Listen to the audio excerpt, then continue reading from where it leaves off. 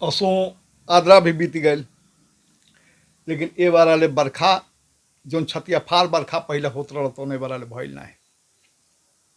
ना तो पहले के जुग रहल ह तो ए बार वाले उत्पात होखे लगी गाँव गाँव। अगर बरखा कम हुई चाहे बरखा अगर नाई भइल तो गाँवे गाँव ओके उधापन होखे लगी। हमारी गाँव के गरीब बाबा 2-4 दिन ले देखी लो कि बरखा आज हुई काल हुई, और नहीं तो गांव के 10 आदमी जुटी और ले जाके गरीब बाबा के इनारे में डाल दी लो। ये मान्यता रहा कि गरीब बाबा जब इनार में पड़ जाई हैं तब बरखा हुई, और होत रहा बरखा, इमें कोई संदेह नहीं है। तरह तरह के टोटरम हुई, तरह तरह के उद्यापन कल जाए बरखा के। एक उद्यापन रहा कि लड़का कुल 50 गो 60 गो जुटिया सन गाँव में, और कुल गाँव में धुरखेल खेली है सन। जकरे द्वार पर जइया सन गांव के लोग 4 बाल्टी 5 बाल्टी पानी 10 बाल्टी पानी फेंक दी द्वार पर, और में खूब लौटैया सन। और वो गइया सन कि ओखर सूखल पोखर सूखल सुखल बाबा के धान हो। अरे तहरो याद हुई, ओखर सूखल पोखर सूखल सुखल बाबा के धान हो, हाली हाली आव अनमन देवता पनिया के पड़ा लकाल। गइया सन जब गा के जाए लगे सन तो घर के लोगों के निके 2-4 गो रुपया चाहे कुछ अनाज उनाज दे, सीधा पिसान दे, ओके बेच के पूजा हुई भगवान के कि इसे भगवान खुश होकर बरखा बरसई हैं। एक बादो रात में गांव के लोग भी अगर केहू देखी लोग बाहर सुतल तो अगर देही पर गोबर माटी डारी लोग, कानो डार दी लोग। हर गांव के ऐसा 2-4 आदमी होत रहा है जगह देही पर लोग राती खन डार दी कि वो गाड़ी दी है तो बरखा हुई। लोग करत रहो ओकरी पास मेहरारू कुल हड़फोरौरी गई है सन गाँव में। 10 गो 20 गो मेहरारू जुटिया सन, और जुट के गाँव में दुआरे दुआरे पहले घूम के कुल गाड़ी गई है सन। और गाड़ी इतना विभत्स कई गो मेहरारू जन बड़ खटेल हुई सन तो कोनो मर्द मानुष का अगर सूतल द्वार देख लिया सन तो लोग देही पर लौटा जाइ सन, कान उठा के डाल दिया सन, लेकिन केहू कुछ बोली ना है। डरे लोग बाहर ना सूती। मेहरारू के आवाज़ सुनते कि अब चल दलवाड़ी सन, लोग भीतर बिछौना अपन कली। लेकिन तबो अगर केहू पकड़ा गए तो उनके कल्याण नहीं है। हमारी गांव के 2-4 आदमी रहल है जी बरसात भर उमस से मरत रही, लेकिन बाहर ना सुती लोग डर है। गोबर माटी बिक वो लोग के देही पर गोबर माटी फेंक दिया, और वो लोग हाड़ फोड़ सारा रात गरियाई। और लोग कहे कि अब जितना लोग गरियाई तो लोग कहे कि अब बरखा हुई, इसे फलाने गरियौला बा। तो मेहरारू कुल दुआरे दुआरे गाड़ी कौन गई सन,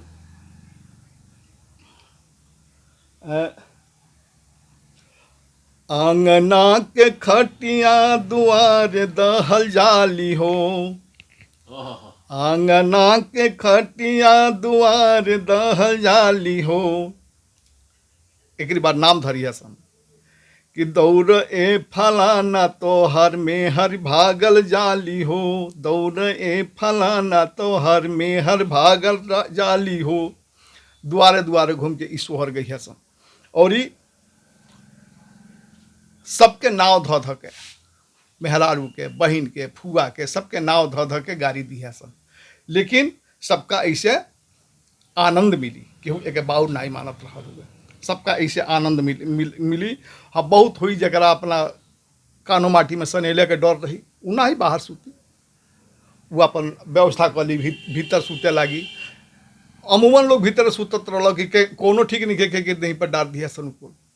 और डरला के बाद से बेचारी गांव गांव पहले दुआर दुआर घूमी है सन, ओकरी बाद से हड़फरौरी गई है सन सिवान के घुरिया के, गांव के सिवान के घुरियावे लगी है सन।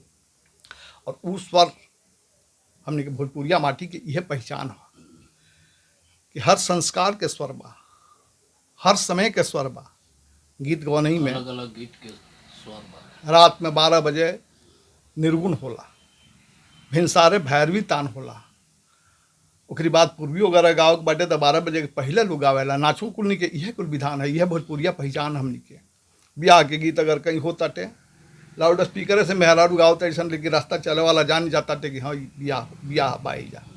जनेऊ के गीत होता टे तो जान के लोग ऐसे के ओकर स्वर अलग बा। जनेऊ के गीत होता टे तो गीत सुनिए के लोग का बुझा जाता कि गीतियों अलग बा। यहाँ तक कि ऋतु के राग अलग बाटे।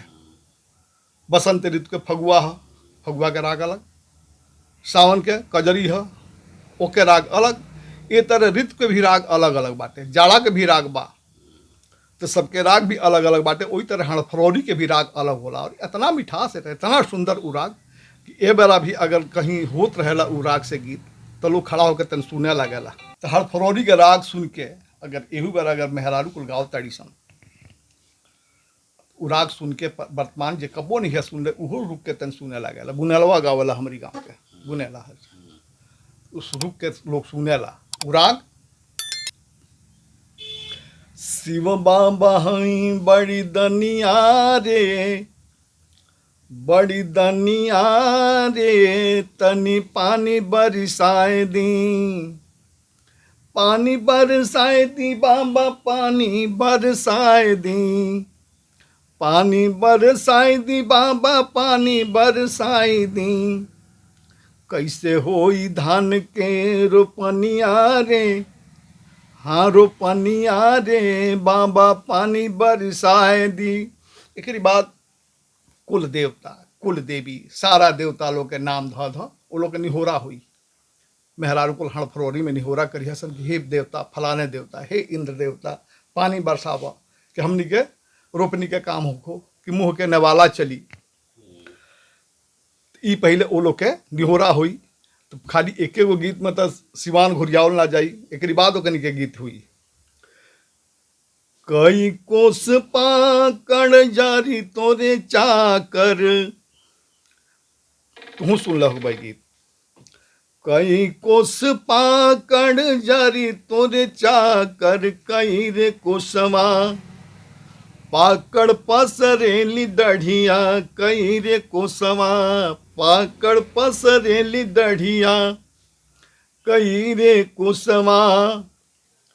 ताही पर देवरू रे डारे ले झुलुआवा, ताही पर देवरू रे डारे ले झुलुआवा, कि झूल भौजिना हमरे धर्म झुलुआवा, कि झूल भौजिना।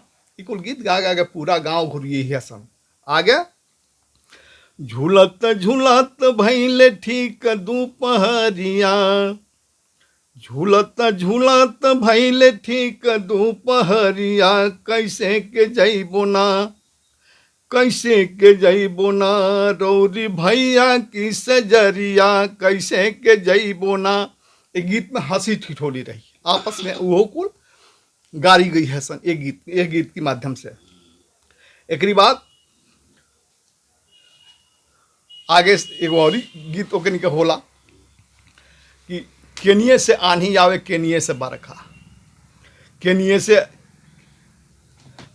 आंधी आवे केनिये से बरखा, केकरी संगवाना, ननदो खेले धूर खेलिया की केकरी संगवाना। केनिये से आंधी आवे केनिये से बरखा, के करी रे संगमना, ननदो खेले धूर खेलिया, के करी रे संगमना।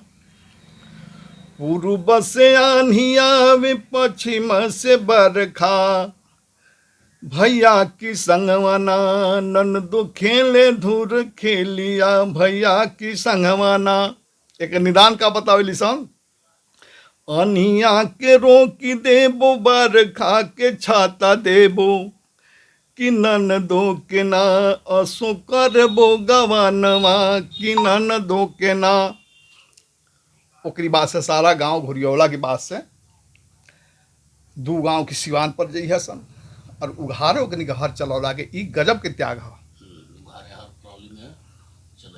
दू औरत नंगा हो जाई एकदम, सारा कपड़ा खोल के बैल बन जाई, एगो खींची है एगो परियत है, दूगो हाथ ना ही दूगो बैल बन जी है सन और एगो नंगा होके परिहत धौली और ज्योति खेत।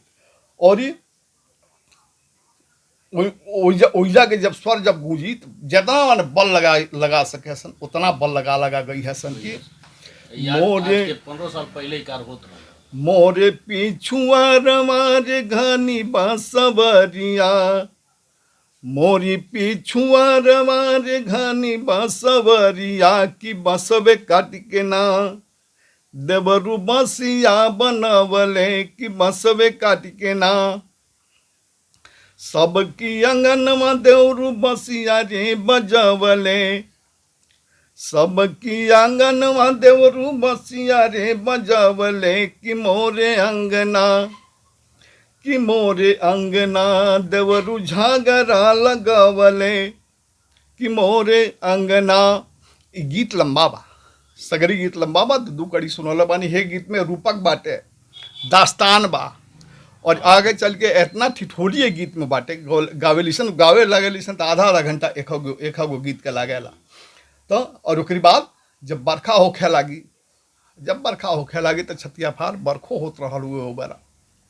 घर घर महुअर पाकी, मकई के भात बनी, बरसात के मकई के भात मेन भोजन रहल। हाँ, लेकिन अब कुछ सगरी बीत गई। ए बारा ले बरखा ना भइल, लेकिन कहीं कुछ ही सुनाइल हो, कहीं कुछ ना सुनाइल। सब रिवाज खत्म हो गए, जानकारिए नहीं खे केहू का केहू गाई। ब्याहों के गीत है बड़ा, अगर जहाँ ब्याह होता टे तहाँ मेहरारू कुल फिल्मी ते गीत गाओ तड़ी सन। न तो रामदेव सुकुल ऐसा विद्वान आदमी, जिन पूर्वांचल के हिंदी के सबसे बड़ा विद्वान हैं, उनके दुल्हा नाती के शादी रहे। तिलक की दिन है, तिलक के बेरा मेहरारू को लिंगे जुटली सन और लगली सन गावे फिल्मी गीत। बस बैठा रहा कुर्सी पर, दौड़ के गई, कहले कि बंद कराई गाओ खोखे। तो पुरनका गीत जौन बियाह के होत रहा तौन गाओ लोग, तिलक के होत रहा तौन गाओ लोग। फिल्मी गीत अगर गाओ खोखे तो बंद करा लोग, कोनो जरूरत नहीं है गीत के, बंद करा दे। लेकिन जानकारी होके तब न केहू गाओ। जब वो औरत जब जइहस न जा आ चारू ओइ में मर्द लोग के तब रही ना एक आ उ जल जइहस कुर खेत में आ ओ जे सारा कपड़ा जौना के चलावे के बा सब कपड़ा निकाल दी, एकदम नंगे, कोई भय नहीं आ कोनो तरह के शर्म ना। आ हर रही जुआट रही, दूगो औरत चाहे लड़की जुआट थलिए सन आ ई नंगे जन बा उ कम से कम 10 बार जरूर घुमाई। आ 10 बार जरूर घुमा ली, घुमावला के बाद वो जो ओके पूजा पाठ करी, वो हरवा के पूजा पाठ करी। आ पूजा पाठ कैला के बाद फिर वो कपड़ा पहिरी आ तब घरे आई। आ घर वही जैसे गाँव घरे आई सन। आ प्रभु की कृपा अइला के 1-2 घंटा के बाद माने वो मूसलाधार बारिश हुई जो उस सारा गांव के लोग ओकनी के प्रोत्साहन दी। हाँ, प्रोत्साहन देला के बाद ये बार तो ई नियम हो गया कि ये बार के लड़की होके चाहे औरत होके पुरानका संस्कारे भूल गई। जानते नहीं कि हरफरौली का कल जला या कोनिंग आई, पहले लोग नंगे हर चलावत रहल। ऐसे कि शिक्षा के दिन बाकी सारा एक पीछे छोड़ दिया गई। हमने के संस्कार जितना परंपरा रहल सब पीछे छूट गए। शिक्षा के दिन कि आगे की तरफ बढ़ गए। बस